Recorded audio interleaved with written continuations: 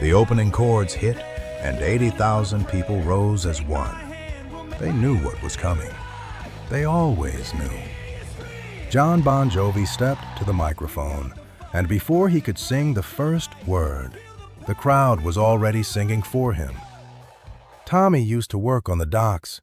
Union's been on strike. He's down on his luck. It's tough. So tough. The words echoed through the stadium. Tens of thousands of voices unified in a story about struggling to survive, about holding on when everything seems impossible, about two people named Tommy and Gina, who felt more real than most actual people. Jon sang along with them, his voice now just one thread in a massive tapestry of collective belief. He had written these words decades ago in a moment of desperate inspiration. He had sung them thousands of times since, and every single time, he felt the same strange mixture of pride and loss, connection and distance, triumph and a cost so profound, he still could not fully articulate it. This is the story of what Livin' on a Prayer really cost the man who wrote it. The song was born in 1986, but its roots went deeper, back to Jon's childhood in Perth Amboy, New Jersey, where working-class struggle was not a story you told, but a reality you lived. Jon Bon Jovi, born John Francis Bon Jovi Jr., grew up watching his father cut hair for modest wages, watching his mother work multiple jobs to keep the family afloat, watching neighbors lose work when factories closed and unions struck, and the American economy decided that ordinary people's labor was expendable. He saw Tommy and Gina everywhere. They were his parents, his neighbors, the people who filled the bars and diners and churches of his hometown, people who got up every morning and went to work, even when the work barely paid enough, who loved each other fiercely because love was the one thing that could not be repossessed, who held on because giving up was not an option they could afford. Jon did not set out to write their anthem. He set out to escape their fate. By the time Bon Jovi was recording what would become Slippery When Wet in early 1986, Jon was 24 years old and running out of chances. The band's first two albums had disappointed commercially. Record executives were losing patience. Radio stations were not interested. MTV played their videos reluctantly. There was a very real possibility that Bon Jovi would be dropped from their label, that Jon's dreams of musical success would end before they properly began, that he would return to New Jersey not as a rock star, but as one more kid who tried and failed. The pressure was not just professional, it was existential. Jon had spent his entire adolescence and early 20s pursuing music with a single-minded intensity that bordered on obsession. He had sacrificed relationships, stability, normalcy. If the music did not work, he had nothing to fall back on. No degree, no practical skills, just a guitar and songs that nobody seemed to want. Jon and Richie Sambora, his songwriting partner and lead guitarist, were holed up in Richie's mother's basement in New Jersey, surrounded by instruments and half-written songs, trying to create something that would save their careers. The basement was cramped, cluttered with amplifiers and cables, smelling of stale coffee and cigarette smoke. They had been down there for weeks, emerging only for food and sleep, driven by a desperation that made time irrelevant. The irony was not lost on Jon. Here he was, back in a basement in New Jersey, the exact circumstance he had been trying to escape, desperately writing songs about people trying to escape their circumstances. Through the basement window at street level, he could see the feet of people walking past, going to work, coming home, living the ordinary lives he both pitied and envied. They had stability, certainty, a clear place in the world. Jon had only songs and dreams and the sinking feeling that neither might be enough. The desperation was the same desperation he had grown up watching, the same fear of economic irrelevance, the same determination to hold on against impossible odds. Richie felt it too. They did not talk about failure directly, but it hung in the air between every chord progression, every rejected lyric, every song that sounded like every other song on the radio. That is when Livin' on a Prayer came. Not all at once, but in fragments. Jon started with a character, Tommy, a dock worker whose union was on strike. The name was deliberate. Tommy was every man. Tommy was his father's generation, the men who had built their identities around physical labor that was increasingly precarious in Reagan's America. Then came Gina, working the diner all day. That was his mother, his aunts, every woman he had grown up around who worked multiple jobs and still struggled to make ends meet. Gina was not just Tommy's girlfriend in the song. She was the backbone, the one who kept going when Tommy's luck ran out. Jon and Richie worked on the song for hours, days, refining the story, finding the melody. But it was the chorus that transformed everything. Whoa, we're halfway there. Whoa, living on a prayer. Those words were not just about Tommy and Gina. They were about Jon himself, about the band, about everyone who had ever been in the middle of a struggle with no guarantee of success, holding on through faith rather than certainty. Take my hand, we'll make it, I swear. That line was promise and desperation in equal measure. Jon was writing it for his parents, for his community, but he was also writing it for himself, trying to believe that his own gamble on music would pay off. When they recorded the song, something clicked. The production was perfect. The vocal performance was raw and urgent. Richie's talkbox guitar gave it a distinctive sound that no one else was doing. But more than technical execution, the song had something intangible: authenticity. You could hear in Jon's voice that he understood the struggle he was singing about, that Tommy and Gina were not abstract characters, but people he knew, people he came from. The first time Bon Jovi performed Livin' on a Prayer live, Jon was terrified. This was before anyone knew the song, before it became an anthem. They were playing a small club in New Jersey, testing new material for the album. When the chorus hit, "Whoa, we're halfway there," Jon expected polite applause, maybe some head nodding. Instead, something extraordinary happened. People who had never heard the song before started singing along by the second chorus, as if the melody and the message were so universal they required no introduction. Jon looked at Richie during that first performance, and they both knew. This was different. This was the song that would change everything. After the show, people came up to Jon asking about Tommy and Gina like they were real people. "Does Tommy get his job back?" one woman asked, genuinely concerned. Jon did not have the heart to tell her they were fictional. In that moment, he realized the song had escaped his control, had become real in a way that transcended his authorship. Slippery When Wet was released in August 1986, and Livin' on a Prayer was released as the second single in October. What happened next changed Jon's life in ways he had not anticipated and could not control. The song exploded. Not just commercially, though it went to #1 on the Billboard Hot 100, it became something more than a hit. It became an anthem, a cultural touchstone, a song that people reached for when they needed to believe that holding on mattered.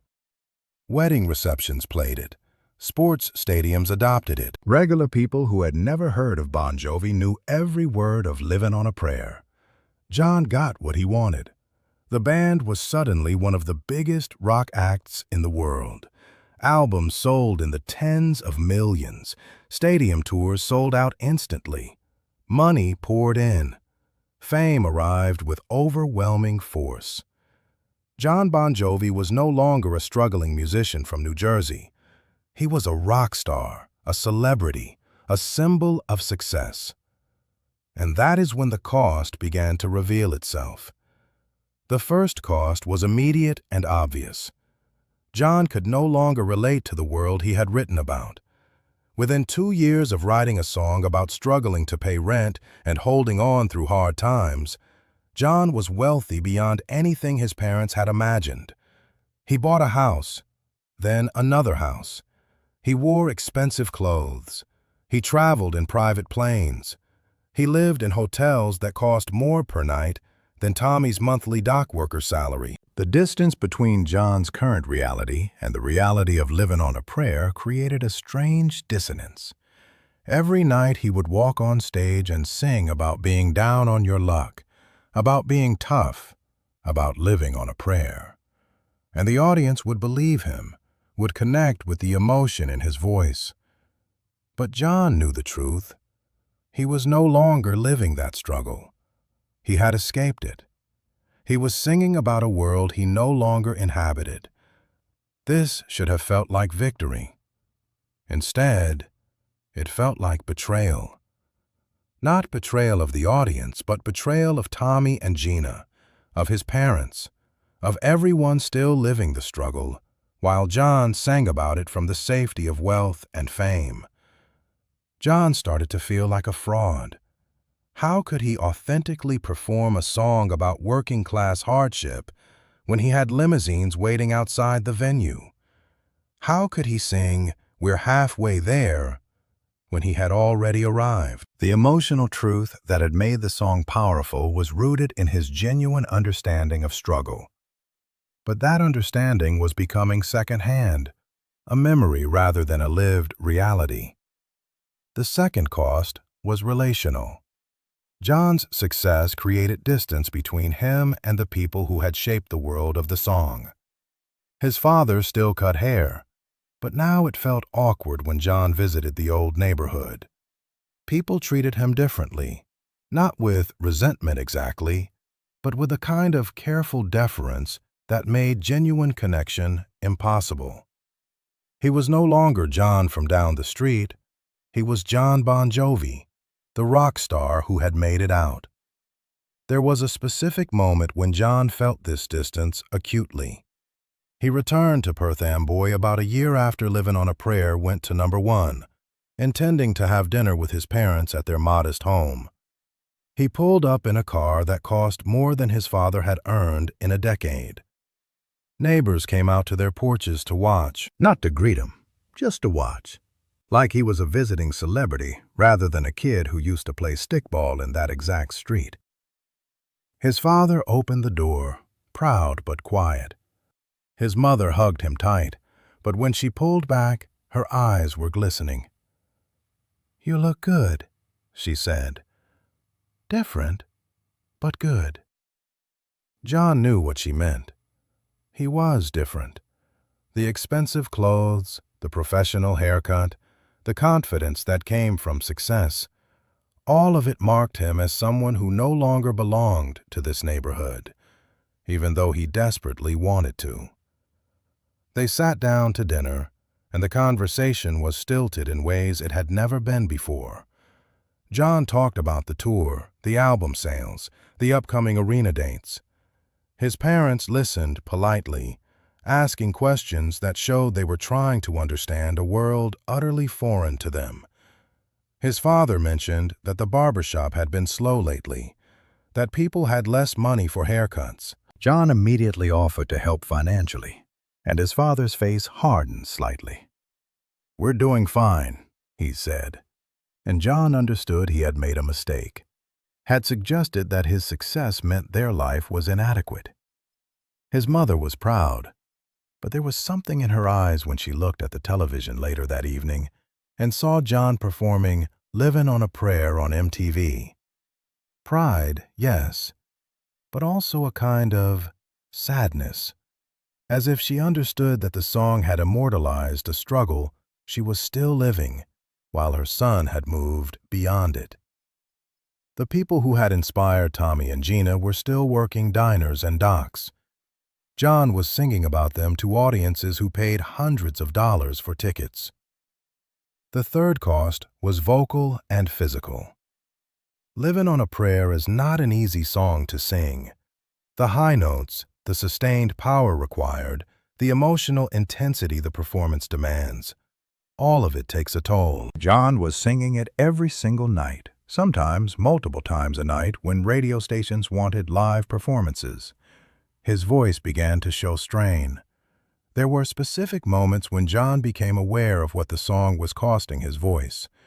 In 1995, during a show in London, he felt something give when he hit the high note on Livin' on a Prayer in the final chorus. Not pain exactly, but a sensation that something had changed, that his vocal cords were not responding the way they used to. He pushed through the rest of the show, but backstage he touched his throat and felt genuine fear.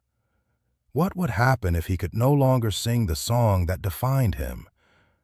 He started working with vocal coaches, learning techniques to protect his voice, modifying his performance style to compensate for the wear. But the damage was cumulative and irreversible. By the 1990s, the high notes were harder to reach. By the 2000s, they required significant effort. By the 2010s, Jon's voice had changed noticeably, worn down by decades of performing a song that demanded everything from his instrument. The audiences did not mind. They loved him more for the visible effort, for his willingness to keep showing up despite the obvious difficulty. Fans who had grown up with the song appreciated seeing Jon age alongside them, his voice showing the same wear their own bodies were experiencing. But Jon minded. Every time he struggled to hit the notes he had sung effortlessly at 24, he was reminded of what the song was costing him physically. Each performance was a small sacrifice, and after thousands of performances, the accumulated cost was written in his vocal cords. The fourth cost was ownership. Livin' on a Prayer stopped being Jon's song almost immediately after it became a hit. It belonged to everyone who sang it, which meant it no longer belonged to him in any meaningful sense. People had weddings to it, funerals, graduation parties, sports victories. The song took on meanings Jon had never intended, became attached to memories and moments that had nothing to do with him. This was beautiful in many ways. Jon had created something that mattered to millions of people, that gave them a way to express hope and determination. But it also meant that he could no longer change the song, could never stop performing it, could never say he was tired of it without disappointing countless people for whom the song was sacred. He was trapped by his own success. Bon Jovi could not perform a concert without playing Livin' on a Prayer. The audience would riot. Radio stations demanded it. Television appearances required it. The song that was supposed to be his breakthrough had become his prison, a thing he had to perform regardless of how he felt, what condition his voice was in, or how disconnected he felt from its message. The fifth cost was the most subtle and perhaps the most painful. Jon lost the ability to write from the same place that had created Livin' on a Prayer. The song worked because it came from genuine understanding of struggle, from real connection to working-class life. But as Jon became wealthier and more famous, that connection frayed. He tried to write other songs about ordinary people's struggles, but they did not land the same way. He no longer had access to the emotional truth that had powered the original. His later work was often excellent, but it came from different places: aging, loss, relationship complexity, the challenges of fame. He could not return to the basement in New Jersey where he had written Livin' on a Prayer because he was no longer the person who had sat in that basement, desperate and hungry, and still connected to the world he was writing about. The distance created by success meant that the very thing that made Livin' on a Prayer powerful, authentic understanding of working-class struggle, was something Jon could no longer access in the same way. The song had been lightning in a bottle, a perfect alignment of personal experience and artistic expression. But lightning does not strike twice. His wife Dorothea, whom he had known since high school, understood this cost better than anyone. She had been there before the song, when Jon was just a kid with a guitar and impossible dreams. She watched him write it, watched it become a hit, watched it gradually consume the man she loved. "You gave them the best of yourself," she told him once after a particularly difficult show where his voice had barely made it through. "But you have to save something for us, for yourself." Dorothea became Jon's anchor to the world before the song, the world where he was just Jon Bon Jovi, not a stadium icon. She never let him forget where he came from, but she also protected him from the guilt of having left. When Jon would express frustration about feeling fraudulent singing about struggle from a position of wealth, Dorothea would remind him that the song mattered precisely because it was true when he wrote it, and that truth did not expire just because his circumstances changed. But even she could not fully bridge the gap. There were moments when Jon would look at her across the dinner table in their beautiful home and feel the same distance he felt from his old neighborhood. She had not changed fundamentally. He had. The song had changed him. Success had changed him. And there was no going back to the person who had written Livin' on a Prayer in a basement, desperate and hungry, and still connected to the struggle he was documenting. There were moments when Jon resented the song, not often and never publicly, but late at night in anonymous hotel rooms, he would think about what it had cost him. His voice, his connection to his roots, his ability to walk through his old neighborhood without creating a spectacle, his relationship with the very people who had inspired the song. But there were also moments when Jon understood that the cost was worth it. He would see people in the audience singing along with tears streaming down their faces, finding in the song permission to keep going through their own struggles. He would hear stories about how Livin' on a Prayer had helped someone through a divorce, a job loss, an illness, a moment of despair. The song had taken on a life beyond him, and that life was meaningful and real. The paradox was complete. The song cost Jon connection to the world it celebrated, but it gave millions of other people connection to each other and to the belief that holding on mattered. In 2018, when Bon Jovi was inducted into the Rock and Roll Hall of Fame, Jon talked about Livin' on a Prayer in his acceptance speech. He did not talk about the cost. He talked about Tommy and Gina, about the people who inspired them, about his gratitude that a song he wrote in a basement in New Jersey had meant something to so many people. But his eyes told a different story.